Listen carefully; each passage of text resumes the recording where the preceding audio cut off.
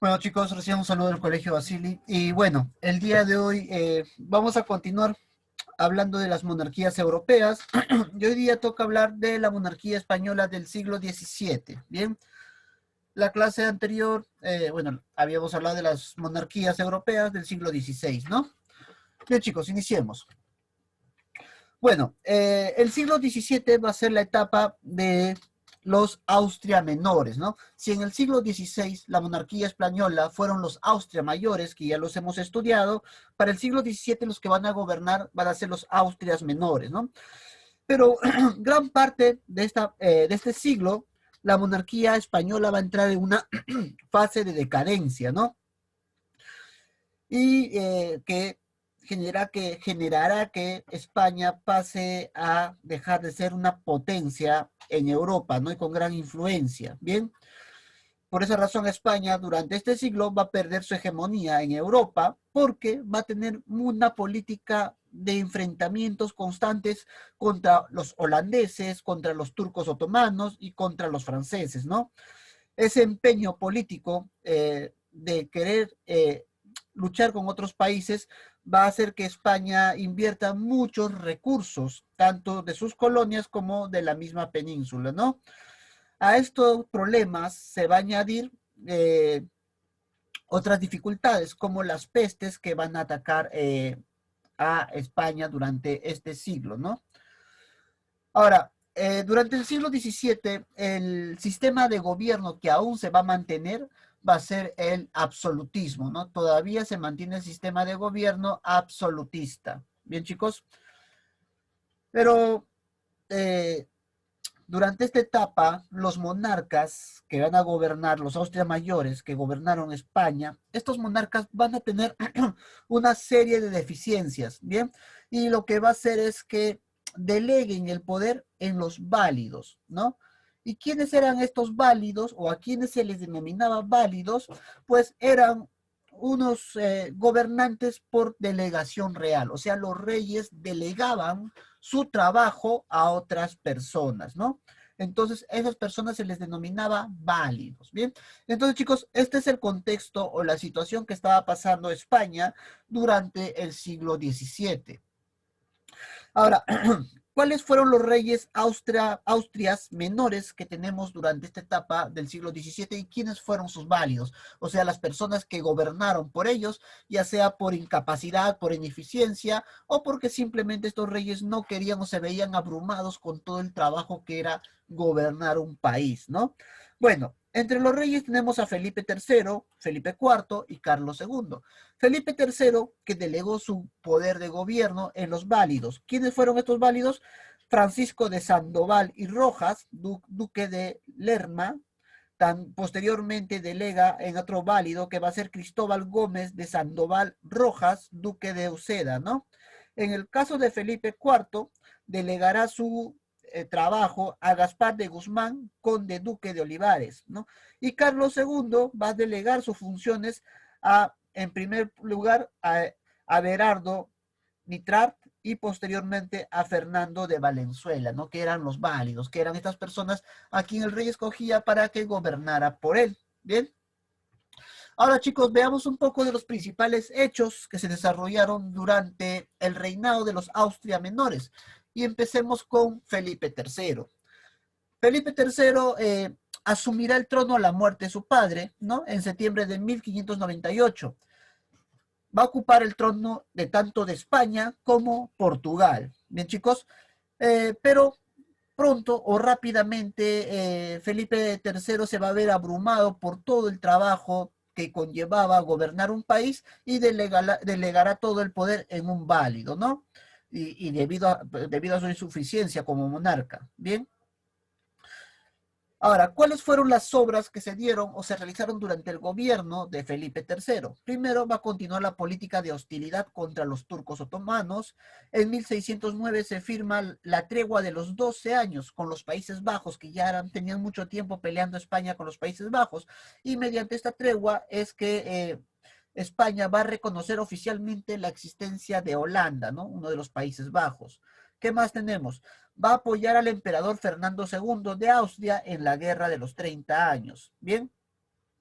Ahora, en cuanto al reinado de Felipe III, va a suponer todavía o va a resistir todavía el mantenimiento de la hegemonía española en el mundo. O sea, hasta Felipe III España todavía está manteniendo su hegemonía, pero ya pronto se ven las dificultades económicas y la cesión de gobiernos en privados o en los válidos, como se les conocía, ¿no?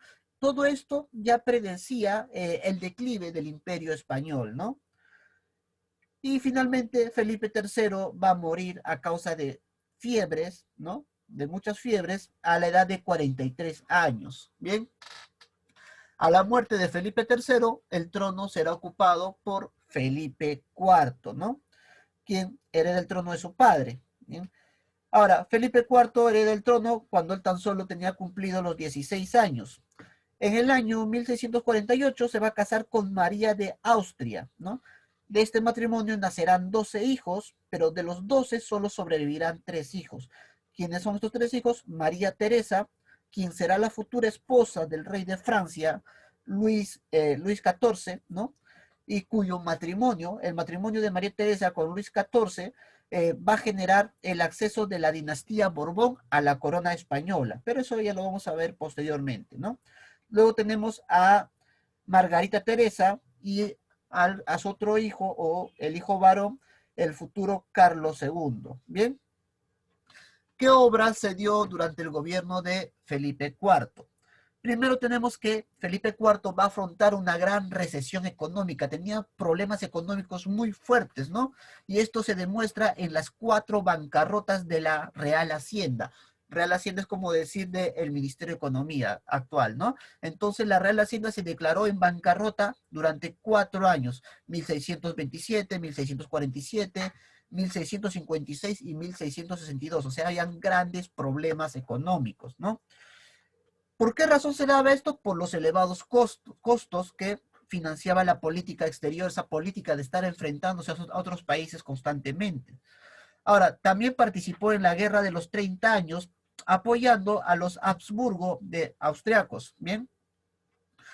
Durante su gobierno también se va a firmar el Tratado de Westfalia en 1648, con el cual reconoció la independencia de las Provincias Unidas, que hoy en día conocemos como los Países Bajos, ¿bien? Ahora, chicos, Felipe IV también fue un generoso mecenas porque era un amante de las artes, de la cultura, de las letras, ¿no? En sus últimos años de reinado, la monarquía entra en un gran declive, ¿no? En una profunda recesión económica, una crisis total, ¿no? La autoridad del rey estaba muy cuestionada por muchos sectores sociales en España y además las constantes campañas de guerras contra Francia e Inglaterra generó que toda la situación se volviera muy crítica. Finalmente, eh, Felipe IV muere en 1665 y el mismo año que muere Felipe IV se produce la derrota de España ante Portugal. O sea, Portugal se enfrenta a España y logra su independencia. Lo que Portugal anteriormente, hasta Felipe III, pertenecía a España, con Felipe IV logra, mediante una guerra, logra su independencia. Bien. Luego tenemos a Carlos II, que tomará el gobierno a la muerte de su padre, ¿no? Va a heredar todas las posesiones de los Austria españoles. Él va a ser rey de España durante los años de 1665 a 1700. Carlos II no tuvo descendencia con ninguna de las 2 mujeres con las que estuvo, ¿no? Por eso también lo llamaban el hechizado, porque no podía tener hijos. Eso va a generar graves problemas, porque cuando Carlos II muere sin dejar herederos y deja un testamento sucesorio que va a provocar una guerra de sucesión en España, ¿no? Con la cual se va a enfrentar contra Francia, que finalmente en Francia la Casa Borbones será la que asuma el trono de España, ¿no? ¿Quién va a ser el miembro de la Casa de los Borbones que asuma el trono español? Va a ser Felipe de Anjou, quien pasó a ser conocido como Felipe V. Bien, chicos. Entonces, de esa manera se desarrolló el gobierno de los Austria menores en el siglo XVII. Acá está la tarea, les estoy dejando. Va a desarrollar las páginas 403 y 406 de su libro. Sustentan las preguntas 2, 5, 7 y 9 de verificando el aprendizaje y dibujan o pegan el tema. Bien, chicos, eso es todo por la clase de hoy.